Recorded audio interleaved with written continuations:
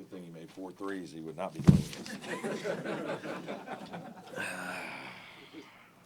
Okay. Obviously, a great win for us. Proud of the way our guys have bounced back this last 2 games. We played very well. Obviously, a little different tonight. We made a bunch of threes, and that's why we have a chance to have a good team. Is we can beat you in different ways. I thought defensively we were solid, got better in the middle stretch of the game, and when you shoot the ball like we did, it can be hard for the opponent. So really just happy with the way our guys adjusted. 2 different types of teams, Duke bigger and obviously North Carolina great speed. So this was obviously a great 48 hours for us. Yeah, Brad, how concerned were you that it was just 48 hours ago and you have this big win that everybody's crazy about? All of a sudden you got to get back on the court against another team. Yeah, I mean, maybe it helped that it was North Carolina. We certainly have a lot of respect for them, and we know how hard they are to play against. But yeah, it was different and quick, and we were very businesslike in our approach the last 2 days. I mean, we spent a lot of time with our guys to try to get this right, and our guys responded very well. So I'm proud of them for that. Chase and Jaeden combining for 35 tonight. How do you feel like they continue to grow as a duo in this backcourt? Yeah, I think guys do a good job for the most part of just seeing what the game presents for us. And not forcing things. Obviously, Chase is going to be a little more aggressive. We want him to be.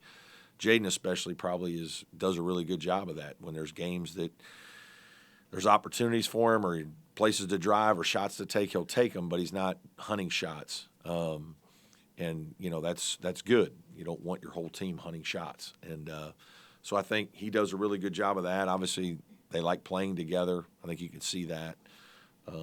And they've just grown as the years gone by. They've really grown together and understand how each other play. What did you see from Viktor in the first half? He said that he's trying to convince you to let him shoot some more threes, and maybe that he did that in this game with the way he shot the 3 in the first half. Yeah. I mean, we're not like anti-3 for Viktor, obviously, but we want it to be within reason. Obviously, he was hot tonight, so it's like, hey, keep shooting them. He's making them. The funny thing is he got very emotional during the game. He's already pretty emotional, but like one of the timeouts we had to calm him down. He had all kinds of thoughts and ideas for us. So, Brad, what does it mean for you? You've been here a long time to beat Duke and North Carolina and to go 4-0 to back the road this year. Yeah, I mean, obviously it means we have a good team because you don't do it unless you do. And so happy for our players and fans. We've been a pretty good program in the league the last 7 or 8 years. I mean, really good in a lot of ways. I mean, 3rd in wins now. I think we're up to 3rd or 4th. Excuse me, 4th probably. So I think we've been very consistent, but they're hard programs to beat and certainly hard to beat twice in a year. So yeah, I'm just happy for our fan base and proud of our team.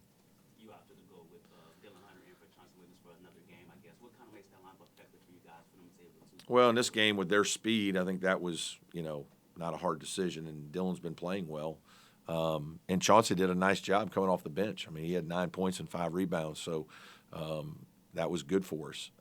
But, with their speed and whether they were going to play 3 guards or 4 perimeter players, we would have played a lot of minutes with 3 guards out there, and we do most games anyway. So I don't think it was a hard decision.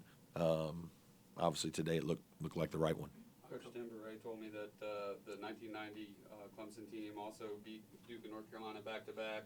You're right there with a chance to do what that team did.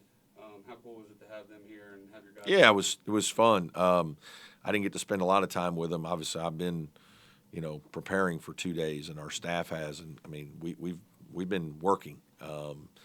So I didn't even know they were coming until right before the game. Nobody had even told me. So it was kind of, but it was neat. It was neat to kind of go by him at halftime, and Coach Ellis was in the back and gave me a little fist bump, and so I still talk to Coach, a couple times a year for sure, and so it was fun to have those guys here.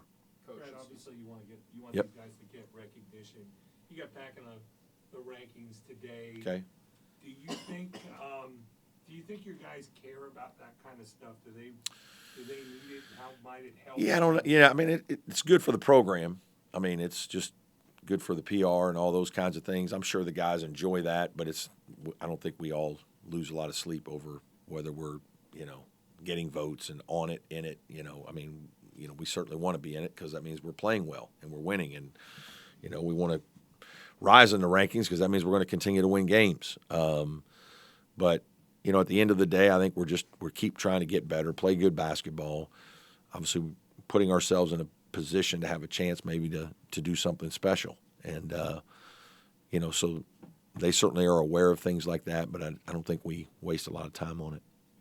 Coach, plus 13 on the glass in back-to-back games, and the first thing that came out of Coach Davis's mouth for UNC was that you guys were hungrier tonight. Talk a little bit about the effort level right now from your team on the glass. Yeah, just obviously we had a hard time against Georgia Tech, and some of that is Viktor not playing very much.